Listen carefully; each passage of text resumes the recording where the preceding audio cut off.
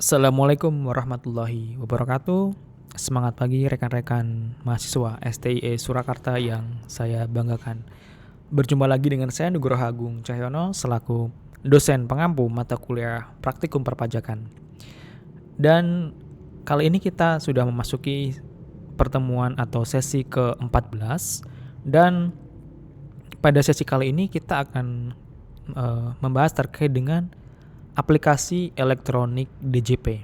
Jadi sebagaimana kita ketahui bersama bahwa DJP atau Direktorat Jenderal Pajak selaku institusi untuk pemungut pajak di Indonesia, instansi perpajakan di Indonesia, telah melakukan berbagai terobosan dalam rangka untuk memudahkan wajib pajak, dan salah satunya adalah terobosan di bidang untuk pelaporan perpajakan, mulai dari untuk SPT dan sebagainya, dan sudah banyak pelaporan yang sebelumnya masih bersifat manual dan berangsur-angsur beralih ke dibuat secara elektronik atau digital. Dan kali ini sebagai bentuk pengenalan kepada rekan-rekan mahasiswa, maka saya coba jelaskan ataupun saya paparkan terkait dengan aplikasi elektronik apa saja yang ada dan sudah diluncurkan oleh Direktorat Jenderal Pajak. Dan di sini ada beberapa, yaitu mulai dari e-registration, e-filing, e-SPT, e-billing, e-faktur, dan e-bupot gitu ya. Jadi apa itu sebenarnya? Perlu rekan-rekan ketahui juga mungkin untuk menambah wawasan dan referensi terkait dengan aplikasi elektronik yang sudah ada di Direktorat Jenderal Pajak. Dan tujuannya adalah untuk memudahkan bagi wajib pajak untuk melakukan pelaporan dan meminimalisasi pelaporan secara manual dan akan beralih kepada secara digital. Dan yang pertama terkait dengan e-registration. Nah, apa sih itu e-registration? Nah, jadi perlu diketahui dari kata registration, registrasi atau pendaftaran. Jadi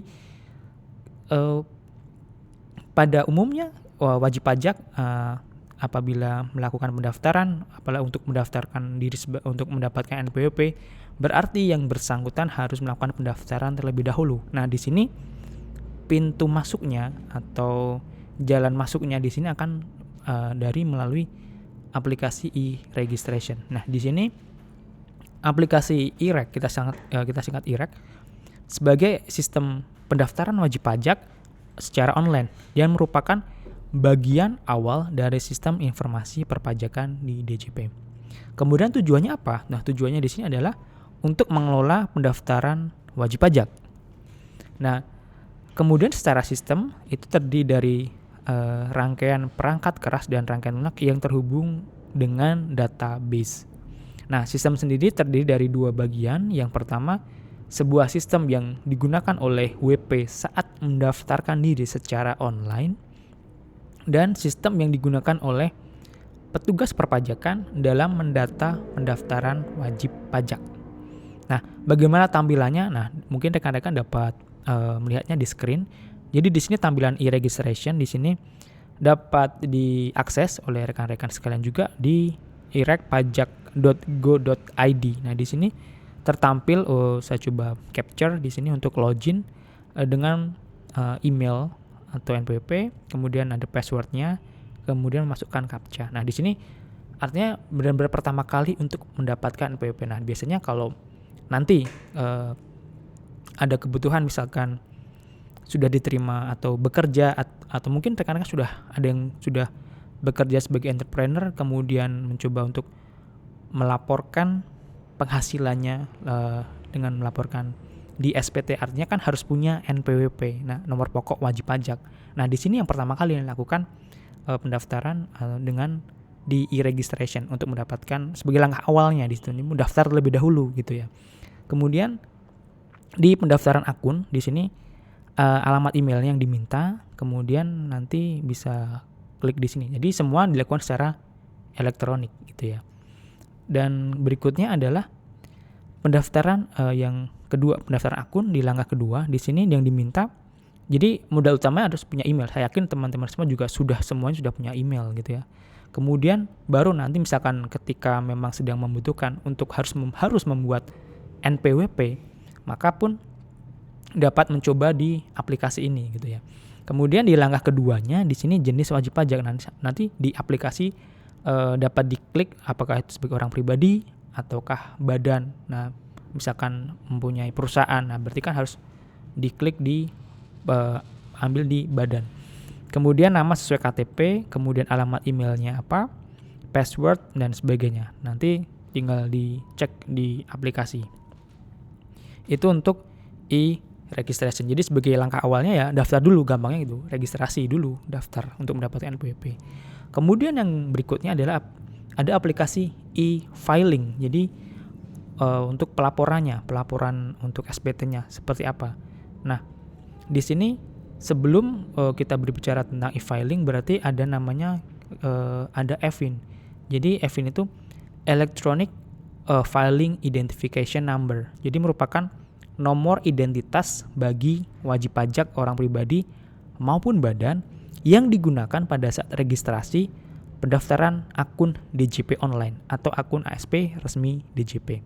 Jadi dia semacam kode seri ya, khusus kode seri angka gitu, yang gunanya itu kayak gampangnya itu PIN-nya gitu, nomor PIN. Ya, nomor PIN-nya itu untuk membuka di akun DJP online. Nah, jadi gini, akun DJP online di sini mungkin bisa dicek rekan-rekan di alamat di djponline.pajak.go.id. Jadi di situ aplikasinya ada mencakup ada e-EFIN, ada e-registration, ada e-billing, ada e-filing, kemudian ada e-form dan e-bupot. Nah, di situ rekan-rekan bisa cek di alamat itu. Jadi kayak dia satu akun, ya kayak kita Gmail gitu ya. Gmail itu kita ada untuk formnya, kemudian ada Google Drive-nya gitu ya. Kemudian ada Google Classroom-nya gitu. Jadi satu akun untuk semua gitu ya. Nah, salah satunya di sini kita butuh adanya EFIN, yaitu semacam PIN-nya itu untuk membuka. Nah, jadi di sini pertama setelah ada registrasi EFIN. Jadi setelah mendapatkan kertas EFIN, segera lakukan aktivasi dengan mengakses djponline.pajak.go.id. Nah, kemudian dengan isi formulir permohonan, yaitu dengan mengisi, menandatangani dan menyampaikan formulir permohonan aktivasi EFIN di KPP terdaftar gitu ya. Nah, bagaimana kita cara mengetahui untuk bahwa kita terdaftar di KPP mana? Jadi cek di KTP artinya misalkan rekan-rekan katakanlah tinggal di Kartasuro, Kabupaten Sukoharjo, berarti terdaftar di KPP Pratama Sukoharjo. Berarti nanti secara administrasi nanti di bawah KPP Pratama Sukoharjo gitu ya. Jadi domisilinya di mana gitu. Karena misalkan rekan-rekan, saya domisilinya, jadi sesuai kalimat KTP. Misalkan kalau saya KTP di Surakarta, tetapi tinggalnya di Surabaya. Nah, berarti tetap mengacunya di KTP gitu. Kecuali kalau rekan-rekan mau mengajukan pindah alamat dari dan berarti mengganti identitas atau KTP-nya dari Surakarta ke Surabaya gitu ya. Nah, kemudian siapkan dokumen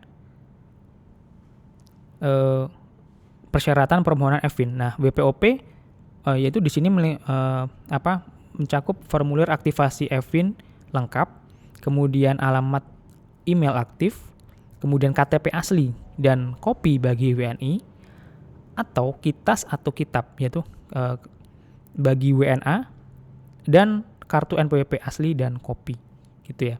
Kemudian bagi WP badan di sini surat penunjukan atau surat kuasa pengurus, KTP pengurus WNI, kemudian kitas atau kitab bagi pengurus WNA, kartu NPWP atau SKT, surat keterangan terdaftar bagi pengurus, dan kartu NPWP atau SKT WP badan.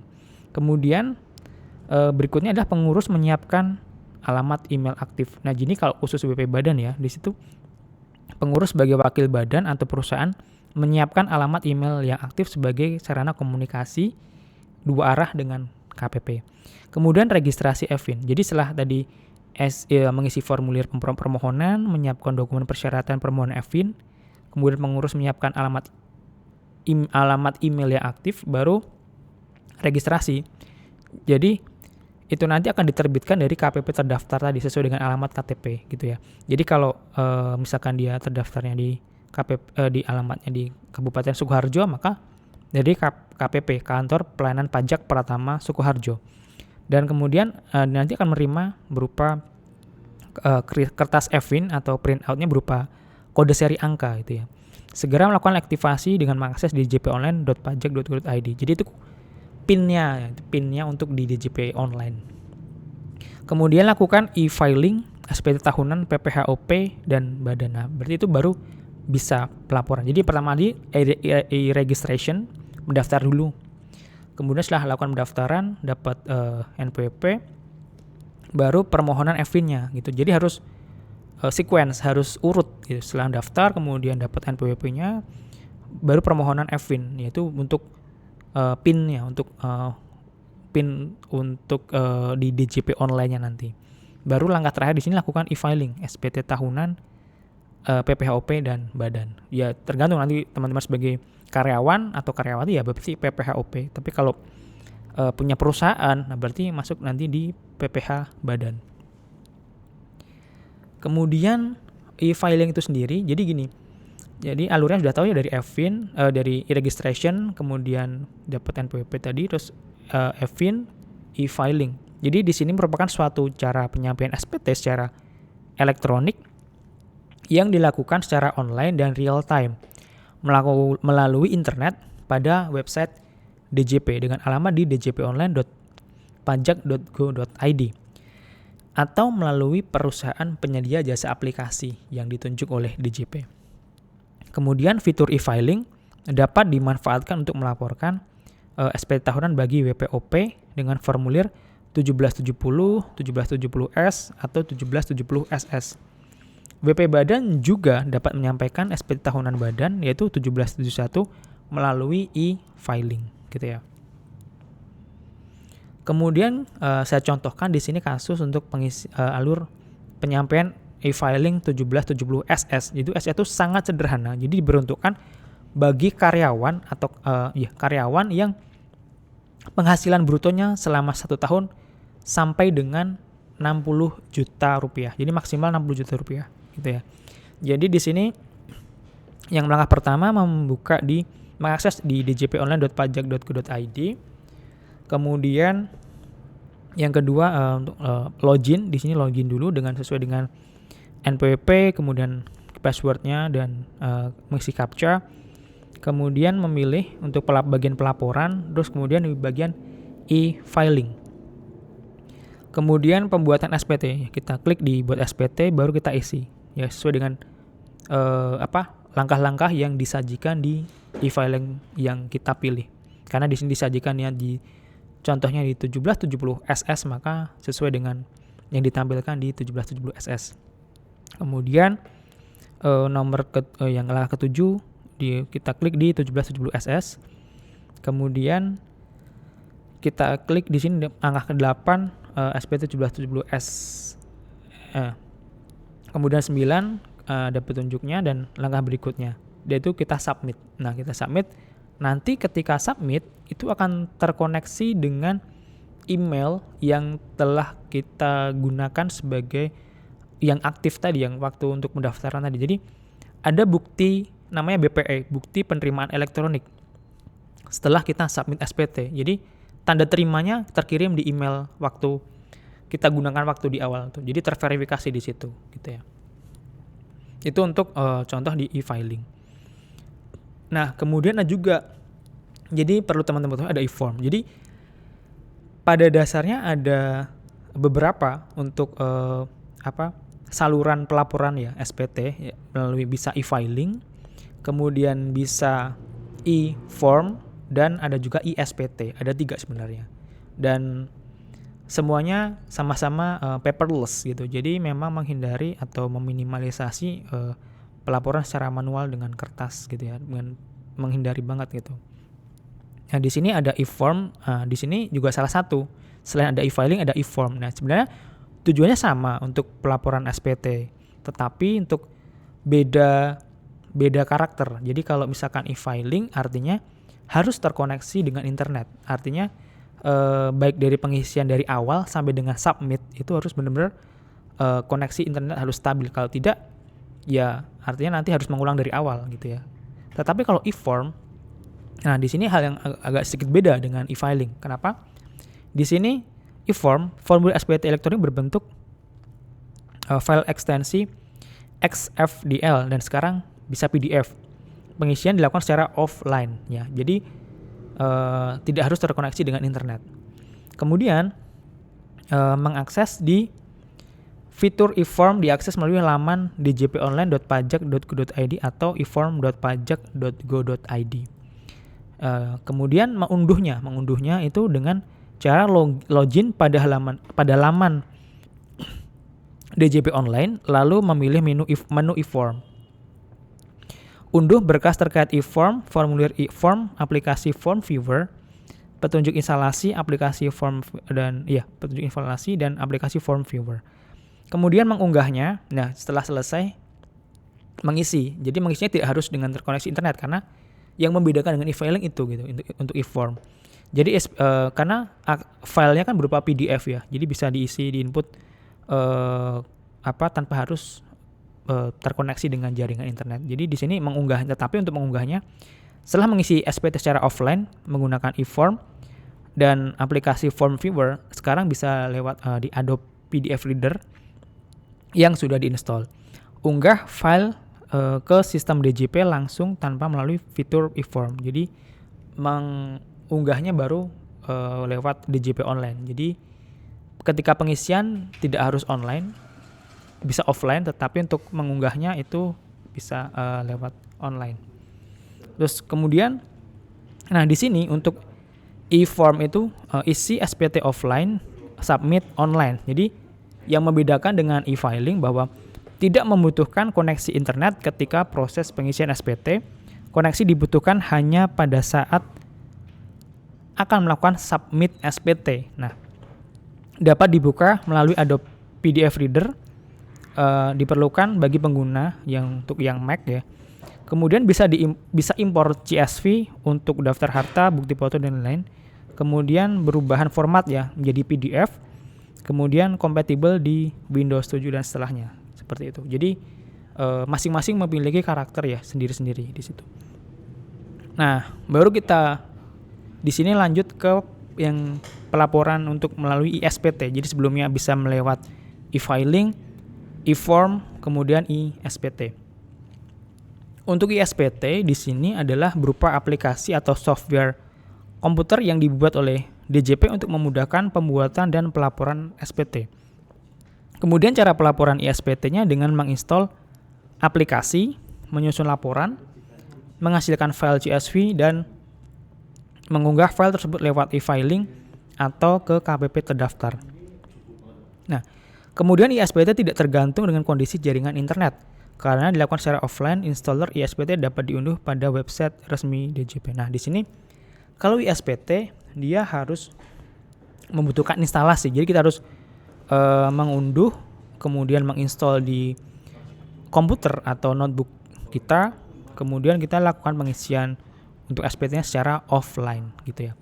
Kemudian bagaimana cara submit-nya? Nah, submit-nya kita mengunggah lewat e-filing atau datang ke KPP terdaftar dengan nanti berupa file yang dihasilkan berupa file CSV gitu ya. Jadi nanti akan ada dari petugas semacam front office-nya di KPP, nanti kita bisa menyerahkan lewat flash disk atau CD yang berupa laporan iSPT yang sudah diselesaikan gitu ya.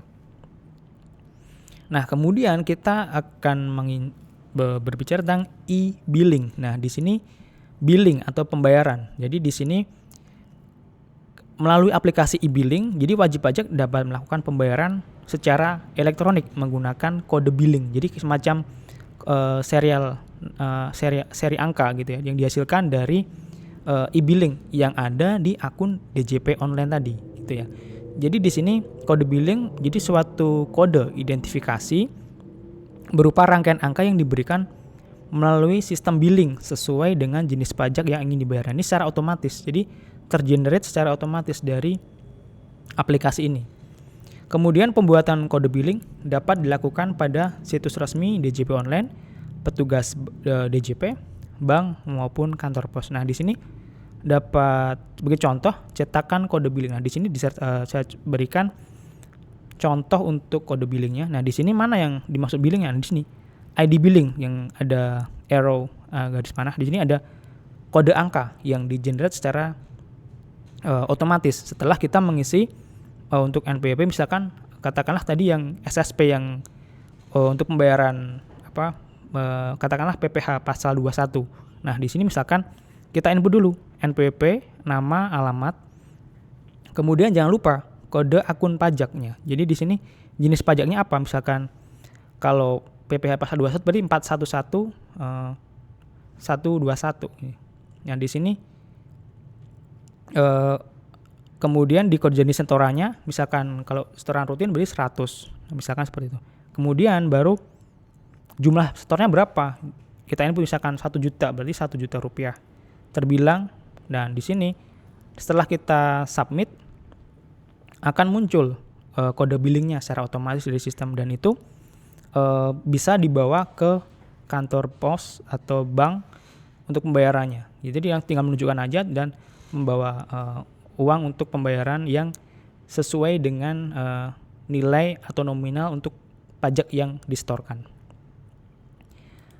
Kemudian ada e-faktur. Nah, di sini kita telah berbicara tentang faktur pajak di PPN. Nah, di penjelasan di sesi sebelumnya kemarin untuk faktur itu masih secara manual. Nah, di sini mulai 1 Juli 2016 untuk pengusaha kena pajak melaporkan dan menerbitkan faktur pajaknya secara elektronik melalui aplikasi e-faktur. Nah, di sini secara pengertiannya bahwa e-faktur merupakan faktur pajak yang berbentuk elektronik yang dibuat melalui aplikasi atau sistem elektronik yang ditentukan dan atau disediakan oleh DJP. Kemudian aksesnya melalui apa? Jadi dapat diunduh melalui laman e-faktur.pajak.go.id. Kemudian untuk versi terbaru itu e-faktur 3.0 dengan fitur pre-populated PM, pajak masukan. Jadi tujuannya untuk mengurangi kesalahan input untuk pajak masukan bagi PKP yang ingin mengkreditkannya gitu ya. Kemudian kelebihannya apa? Bahwa kelebihan di sini adalah memberikan kemudahan, kenyamanan dan keamanan bagi PKP. Kemudian format yang sudah ditentukan oleh DJP sehingga lebih seragam. Tanda tangan elektronik berbentuk QR code untuk keamanan transaksi. Kemudian untuk pelaporan SPT-nya itu bahwa aplikasi e-faktur menggunakan aplikasi yang sama dengan pelaporan SPT PPN. Dan e-faktur membuat PKP dapat meminta nomor seri faktur pajak melalui e-Nova, yaitu elektronik nomor faktur, sehingga tidak perlu datang ke KPP. Itu untuk e-faktur.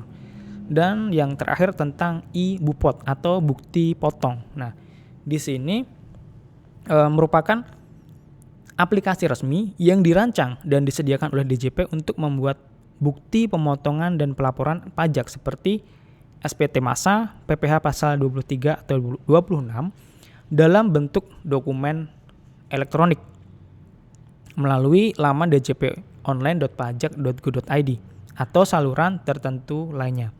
Kemudian ketentuan wajib e-Bupot bagi para non-PKP sudah resmi berlaku pada masa pajak September 2020 yang harus dilaporkan pada Oktober kalender tahun bulan berjalan.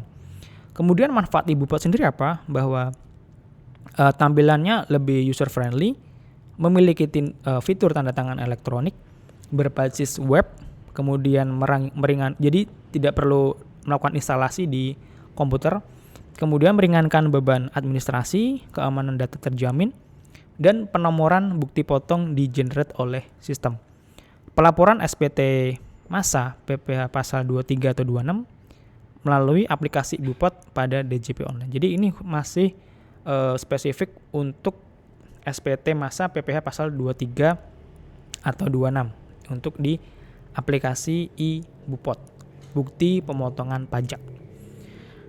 Dan itu merupakan yang terobosan ataupun langkah-langkah yang dilakukan oleh Direktorat Jenderal Pajak untuk mempermudah wajib pajak dalam pembayaran maupun pelaporan SPT-nya. Baik rekan-rekan sekalian, demikian yang dapat saya sampaikan. Semoga bermanfaat dan dapat dipahami. Sekiranya ada hal yang ingin didiskusikan, nanti bisa dilakukan di diskusi online sesuai dengan jadwal ataupun di kesempatan lainnya. Dari saya ucapkan terima kasih.